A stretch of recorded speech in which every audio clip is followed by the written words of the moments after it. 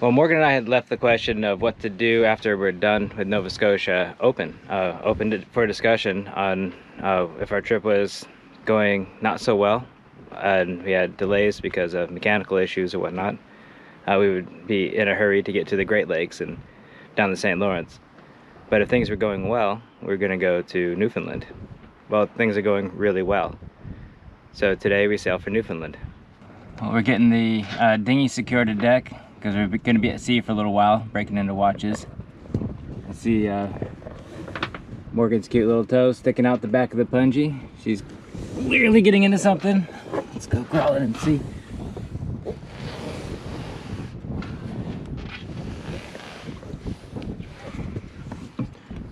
What are you working on in there, baby?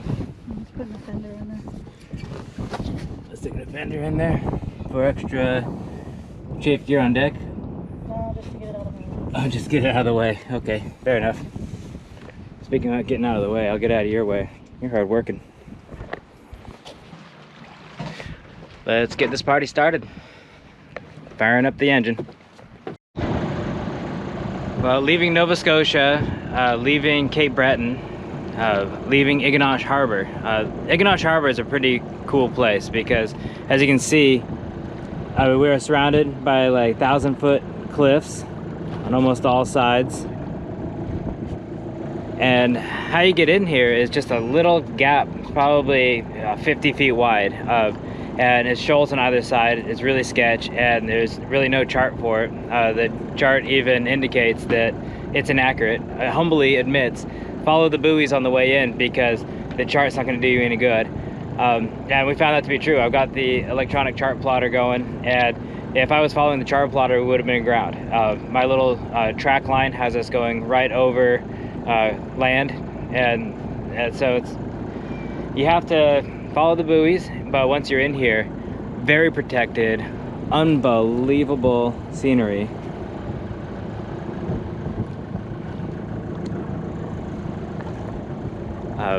It's really cool. Sorry to see it go, but now we're heading out to sea. We're gonna break into watches and go sail for Newfoundland.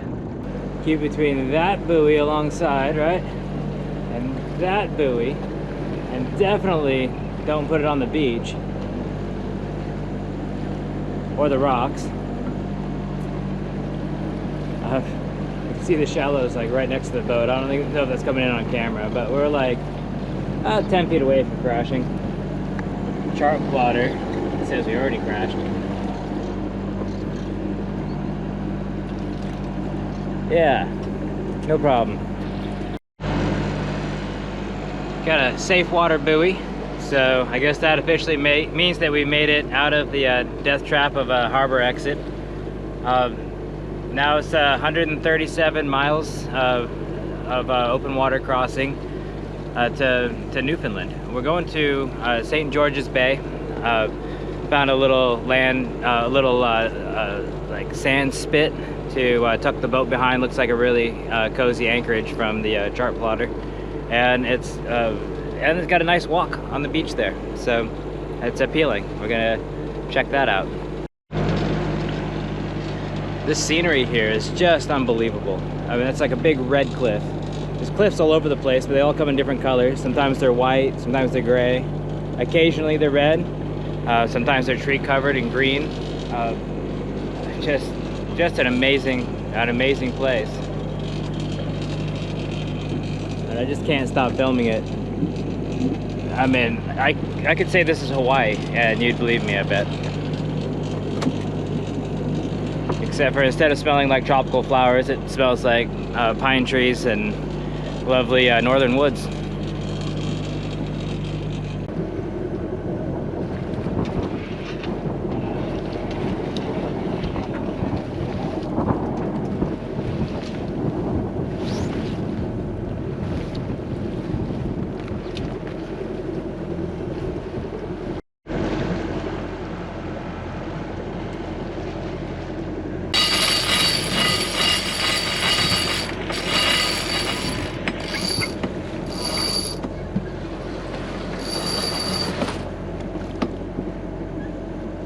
Well, the wind's been really fluky today.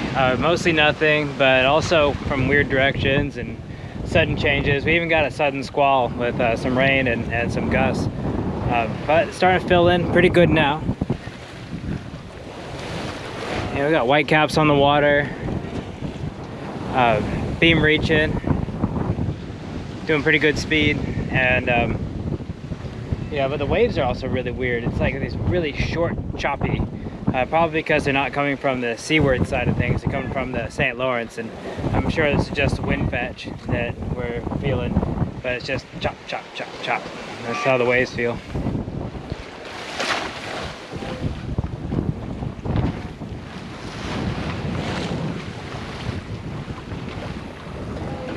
Like I said, beam reaching. We got a double reef in our main.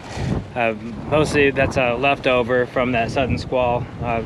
You know, I rounded up and Morgan went forward to throw a second reef in the main, which is fine. I feel pretty good about that. The jib's doing most of the work right now anyway. Here's Morgan helping out when she's supposed to be sleeping.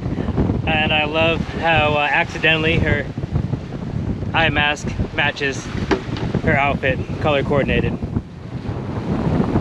Sailing double reef main, reef Genoa.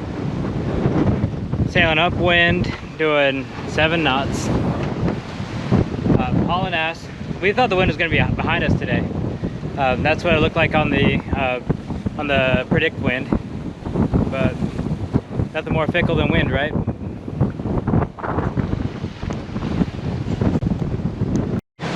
I guess first I'll ask you, how's the boat doing? I guess it's doing fine.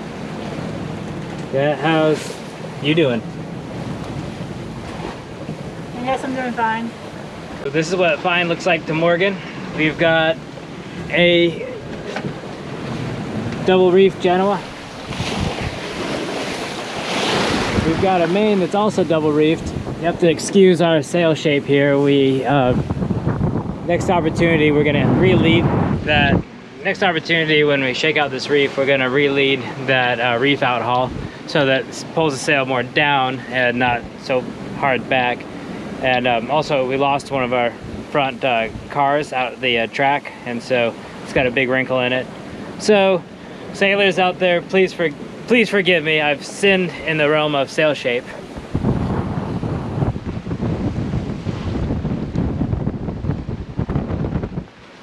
But it's blowing, you know, 15 to 20. We're doing 6.5, 7 knots upwind in the short, choppy seas.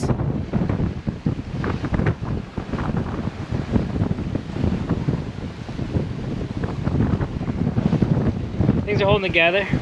Sea stow is okay, not great, okay. The only thing that could definitely be better is our little cooler fridge has just kind of been bouncing around, and our water containers on deck have been bouncing around a bit.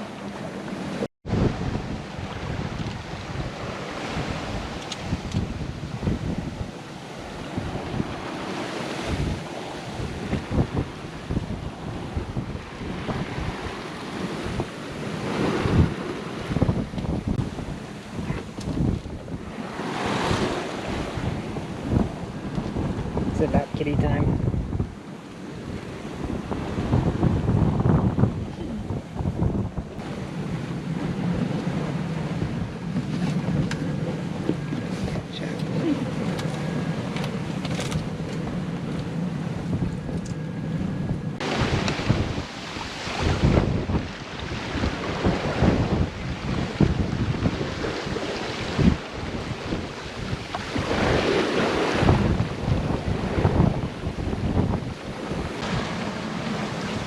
Got Morgan getting ready for a watch by hammering some Tostitos, hint of zesty cheddar, tortilla chips. She's leaving no prisoners in that bag. The sun's getting low in the water. Moosley looks nice and cuddly. My wife, total badass, taking her trick. Yeah, how would you describe that sunset? Earlier it was like a desert sky. Yeah? What about now? Yeah, I guess it's still like a desert.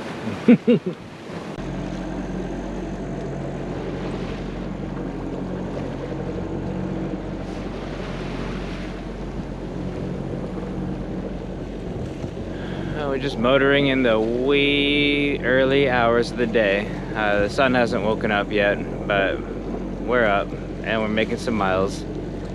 We've got enough of the wind filled in to sail under the Jenny. Wind's behind us. Boat's moving 4 knots. Not bad. Good testing patience. At least we're sailing, right? And it's a beautiful sunrise. Lucy's having a snack. Morgan's down below making an egg scramble. Looking forward to that. Life is good. Morgan's so good at this. She's using her off time to practice her French on Duolingo. Something that is going to come in handy in these parts. I mean, beats my strategy of just hoping people speak English, and if they don't, then we get to play a game of charades as I try to act out what it is that I need. The deeper we sail into St. George's Bay, the more inhabited the area looks. We've got these towns and villages, each one of them with a long stretch of beach, and from this angle looks lovely. And I'm looking forward to get my toes in the sand later and anchoring this boat. We've been at it now for over 24 hours, and I know Morgan and I are both looking forward to a real sleep. When the strong southeast winds prevail, the flood tidal stream sets into St. George's Bay at a rate of 1 knot.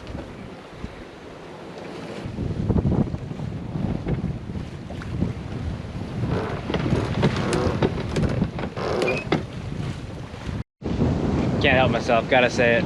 Newfoundland, found it. Here it is, we made it.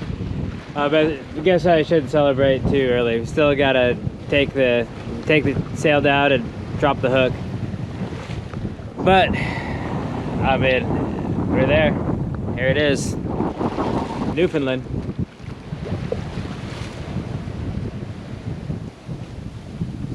All right, let's strike the sail.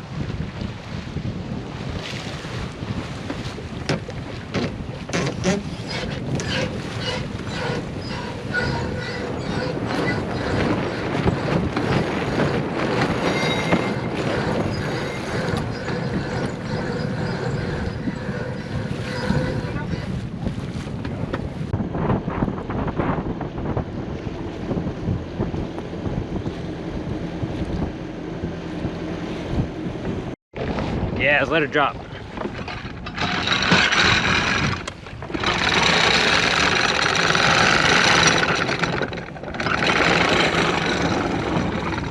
Anchor's down in 22 feet of water. Beautiful beach off to starboard. Now let's back her down and make sure she sets right. And with the engine in full reverse, I just let it sit for a second, and then I pick out a point on land. I concentrate on it really, really hard. And then you can get the perception if the boat is dragging or moving, or if everything is very, very still. Perfect stillness. Perfect stillness next to the boat in the water. I know with confidence that the anchor is set. As it is in this case. Chafe or interference? Yeah, this is fun.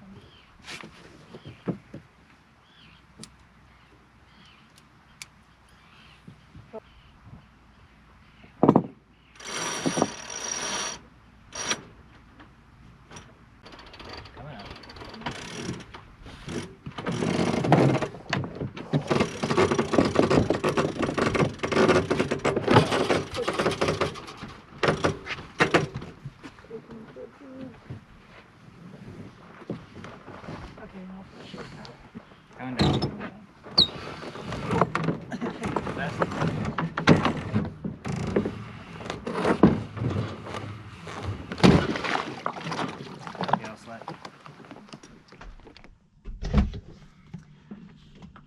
Good morning, Newfoundland. St. George's Bay. That water looks clear and blue. And I'm about to go jump in and find out exactly how cold it is. I've got a pretty strong feeling that it's freaking freezing.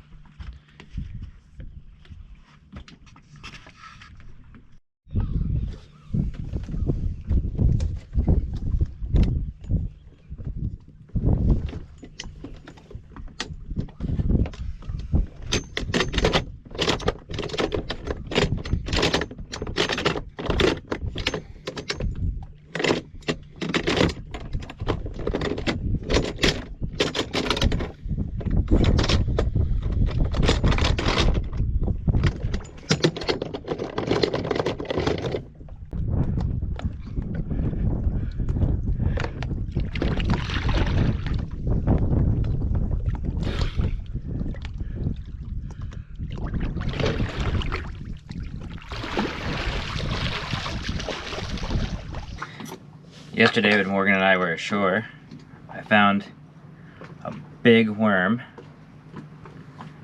and I'm gonna use it to try to catch a fish.